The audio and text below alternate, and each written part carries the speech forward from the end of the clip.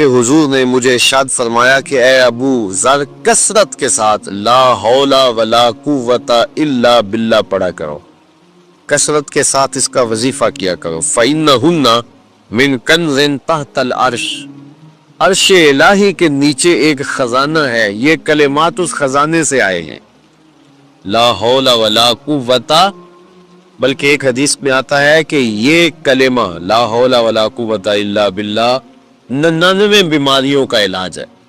کتنی بیماریوں کا؟ 99 بیماریوں کا۔ ان میں سب سے کم درجے کی بیماری ہم اور غم ہے۔ اگر وہم پیدا ہو جائے اور طبیعت کے اندر وہ انجانا سا خوف پیدا ہو جائے تو لا حول ولا قوت الا باللہ کثرت کے ساتھ پڑھیں تو آپ کا وہ ہم اور آپ کا وہ غم ختم ہو جائے گا۔ اسی طرح بعض لوگوں کو وسوسے آتے ہیں، برے خیال آتے ہیں، تو اگر وہ روزانہ مغرب کی نماز کے بعد 450 مرتبہ لا حول ولا قوت الا باللہ پڑھے اور 7 دن تک مسلسل پڑھیں، ناغہ نہ کریں مغرب کی نماز کے بعد، تو انشاءاللہ کافی افاقہ ہو جائے گا اور وسوسے آنے ختم ہو جائیں۔ تو یہ لا حول ولا قوت الا باللہ یہ وظیفہ رسول اللہ نے دیا ہے۔ حضرت ابو ذر غفاری رضی اللہ تعالیٰ عنہ نے آگے افادہ ناس کے لیے یہ وظیفہ لوگوں تک پہنچایا۔ انہوں نے مجھے حکم دیا، اے ابو ذر اللہ کے راستے میں اللہ کے لیے کسی ملامت کرنے والے کی ملامت سے نہیں ڈرنا۔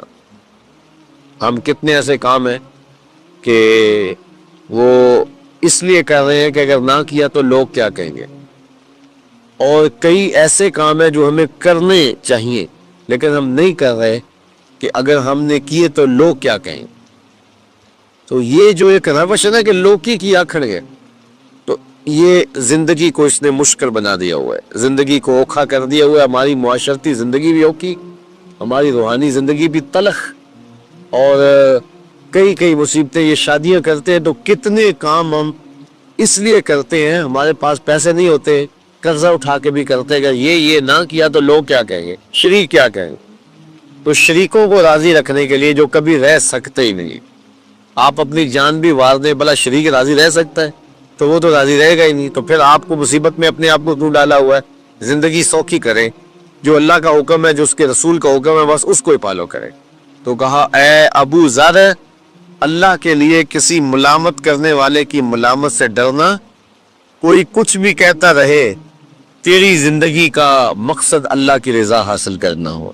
کہ حضور علیہ السلام نے ارشاد فرمایا کہ بندہ کہتا ہے میرا مال، اس کے مال 3 ہیں۔ ایک مال وہ جو اس نے کھایا اور ضائع کر دیا، دوسرا اس کا مال وہ ہے جو اس نے پہنا اور پرانا کر دیا، اور تیسرا اس کا مال وہ ہے جو اس نے آگے بھیج دیا۔ فرمایا باقی اس کے وارثوں کا ہے، اس کا نہیں ہے۔ اس لیے ہم راہ خدا میں خرچ کرنے کا مزاج بنائیں، اس سے مال گھٹتا نہیں ہے، اس سے مال بڑھتا ہے۔ بلکہ جب راہ خدا کے اندر ہم خرچ کرتے ہیں تو ہمارا جو دوسرا مال ہے وہ بھی پاک ہو جاتا ہے۔ اللہ کے محبوب کا ایک فرمان سنیے جس کو حضرت حسن بصری رضی اللہ تعالیٰ عنہ بیان کرتے ہیں، حسنوا اموالکم بالزکاۃ وداووا مرداکم بالصدقہ واستقبلوا امواج البلاء بالدعاء والتضرع۔ فرمایا کہ اپنے مال کو، اپنے اموال کو زکوٰۃ سے پاک کرو اور اپنے مریضوں کا علاج صدقے سے کرو، اور جب مصیبتیں اور بلائیں تمہارا رخ کریں تو پھر دعا سے اور اللہ کے حضور زاری سے اللہ کی مدد چاہو۔ آج ہم صدقے کا مزاج بہت کم کر چکے ہیں۔ کسی زمانے میں ایسا ہوتا تھا کہ جب کوئی بیمار ہوتا تھا تو سب سے پہلا کام لوگ یہ کرتے تھے کہ صدقہ دیا کرتے تھے، ڈاکٹر کے پاس پھر جایا کرتے تھے، حکیم کے پاس پھر جایا کرتے تھے، سب سے پہلے اس کی جان کا صدقہ دیا کرتے تھے۔ صدقہ قضا کو بدل دیتا ہے، تقدیر کو بدل دیتا ہے۔ صدقہ سے اپنے مریضوں کا علاج کرو۔ اصل ڈاکٹر کے پاس جانا، علاج کروانا سنت ہے، اس کی ممانعت نہیں ہے، لیکن یہ بات ہمیشہ ذہن میں رکھیے گا کہ ڈاکٹر کے پاس دوا ہے، شفا نہیں ہے، شفا اللہ کے دستے کرم میں ہے۔ اس لیے جب بھی بیمار ہو جاؤ تو پہلے صدقہ کرو اور پھر ڈاکٹر کے پاس جاؤ. اللہ اس صدقے کی برکت سے ڈاکٹر کی دوا میں شفا رکھ دے گا, کیونکہ شفا تو اس کے حکم میں ہے نا, چیزوں میں تو شفا نہیں ہے, وہ تو اس نے حکم جہاں دے دیا وہاں شفا ہے. حضرت موسیٰ علیہ السلام کے پیٹ میں درد کا احساس ہوتا ہے تو کوہ طور پہ چلے گئے. کیسے جلیل القدر نبی تھے, اللہ سے ڈائریکٹ رابطے تھے, اور جا کے کہا مالک میرے پیٹ میں درد ہو رہا ہے. اللہ اکبر. گھر کے نجی معاملے بھی رب سے ڈسکس کرتے تھے, اور کوئی جو ہے وہ ایسی چیز ہوتی وہ بھی رب سے ہی عرض کرتے تھے. کہا میرے مالک میرے پیٹ میں درد کا احساس ہو رہا ہے, دوائی کی پوری لینی ہے, تو وہ بھی جا کے کوہ طور سے رب سے ہی لیتے تھے. تو اللہ تعالیٰ فرمایا فلان جنگل میں چلے جاؤ, وہاں اس شکل کے پتوں کی ایک بوٹی ہے, اس کو توڑو نچوڑو, اس کا پانی پیو, تمہیں شفا مل جائے. حضرت موسیٰ علیہ السلام گئے اور جا کے بوٹی کو توڑا نچوڑا, پانی پیا, شفا ہو گئی. کچھ عرصہ بیتا, دوبارہ اسی طرح کا درد جاگا. اب نسخہ تو ذہن میں تھا, کوہ طور پہ نہ گئے, اس جنگل میں چلے گئے اور جا کے بوٹی کو توڑا, اس کے پتے نچوڑے, پانی نکالا, پیا, لیکن درد اور زیادہ بڑھ جاتا. پھر دوبارہ آئے کوہ طور پہ, کہا مالک میں نے اسی درد پہ دوبارہ وہی بوٹی کا پانی پیا ہے, لیکن درد بڑھ گیا ہے. کہا موسیٰ اب جو آئے ہو کوہ طور پہ پہلے ہی آ جاتے. تو عرض کی مالک بوٹی بھی وہی اور درد بھی وہی. فرمایا سب کچھ وہی ہے, لیکن پہلے میرا حکم تھا, اب میرا حکم ساتھ شامل نہیں تھا. شفا بوٹے میں نہیں رکھی, شفا تو میرے حکم میں رکھی ہوئی ہے. اس لیے ڈاکٹر کے پاس جاؤ, حکیم کے پاس جاؤ, لیکن شفا اللہ سے مانگو, کہ شفا ہمیں دینے والا وہ ہے. وہ ایک وسیلہ ہے, ایک ظاہری طریقہ ہے. حضور علیہ الصلوۃ والسلام اللہ اکبر کیا خوبصورت ارشاد فرما رہے ہیں, حسنوا اموالکم بالزکات, اپنے اموال کو زکات سے پاک کرو. وَدَاوُوا مَرْضَاكُمْ بِالصَّدْقَةِ, اور اپنے مریضوں کا علاج صدقے سے کرو.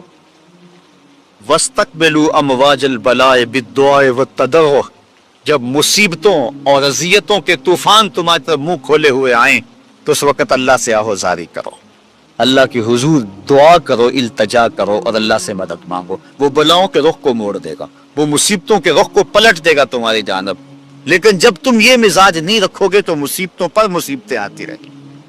وہ اللہ تعالیٰ نے اتنی نعمتیں عطا کی ہیں کہ اگر وہ ان کا احساس کر لے تو کبھی بھی ناشکری اس کے انداز سے, رویے سے اور اس کی طرز زندگی سے ظاہر نہ ہو, بلکہ اس کا سانس سانس جو ہے وہ اللہ کا شکر کرے, اللہ کی تقدیس کے گیت گائے. لیکن یہ انسان ناشکرا ہے. وَإِنَّهُ عَلَى ذَلِكَ لَشَهِيدٌ, اس پر اسے کوئی خارج سے گواہی کی ضرورت نہیں ہے, وہ خود اس پہ گواہ ہے. اسے خود پتا ہے کہ میں کتنا ناشکر. ذرا اندر اتر کے دیکھے تو اس نے کیا اس کی نعمتوں کا شکر ادا کیا ہے. اس کی کتنی بڑی نعمتیں ہیں حضرت انسان کو. انسان غور کرے, تدبر کرے. میں کئی دفعہ یہ بات بتا چکا ہوں, میرا ایک ملنے والا ہے, پیر بھائی ہے, تو اس کو مسئلہ کیا ہے کہ یہ جو منہ میں لعاب آتا ہے اس کی مقدار کم ہے. تو بنیادی طور پہ وہ لیکچرار ہے, تو اس نے روز جو ہے وہ طلباء کو لیکچر دینا ہوتا ہے, تو 15 منٹ نہیں بول پاتا کہ منہ خشک ہو جاتا ہے. اب ہم نے کبھی اس کو نعمت سمجھا؟ یہ جو منہ میں لعاب آتا ہے ہم کہتے ہیں کہ یہ ایک مصیبت ہے, تھوکتے رہتے ہیں. لیکن اگر اس کی مقدار کم ہو تو زندگی اوکھی ہو جائے. یہ نظام انہضام پہ بھی اثر انداز ہوتا ہے, اور پھر اس کی بینائی بھی کمزور ہو گئی. ایک آنکھ کی بینائی تو بالکل ختم ہو گئی. مرض کیا ہے, مسئلہ کیا ہے, کون سی نعمت کم مل رہی ہے؟ پانی نہیں مل رہا, مل رہا ہے. آکسیجن نہیں مل رہی ہے. گردش خون جاری ہے. کمی کیا ہوئی, کبھی سوچا بھی نہیں ہم نے. لعاب کی مقدار ضرورت سے کم ہے تو زندگی مشکل ہو گئی. انسان یہ لعاب جس کی اہمیت تیری نظر میں کوئی نہیں, یہ کم ہو تو پھر زندگی عذاب بن جائے. تو اللہ نے جو تجھے نعمتیں دی ہیں اگر وہ نہ ہوں تو پھر بتا زندگی کیسے گزرے. تو انسان کو اتنی نعمتیں دی ہیں اللہ نے, اتنا کچھ عطا کیا ہے. اوناسس نامی دنیا کا امیر ترین شخص تھا, اس کی آنکھوں کے پپوٹے کام کرنا چھوڑ گئے. یہ آٹومیٹک سسٹم رب نے لگایا ہوا ہے, ادھر سے تنکا اڑا, ادھر آنکھ بند ہو گئی. اب ڈاکٹر سلوشن ٹیپ لگا کے اس کی آنکھ کھولتا تھا اور جب سوتا تھا تو ٹیپ لگا کے بند کر دیتا تھا. کسی نے اس سے پوچھا کہ زندگی کی سب سے بڑی آرزو کہا کاش اپنی آنکھیں اپنی مرضی سے کھول سکوں. کہا اس کے لیے کوئی قیمت پیسے دینے پڑے تو کتنے دے گا؟ کہا ساری دولت لگا دوں گا.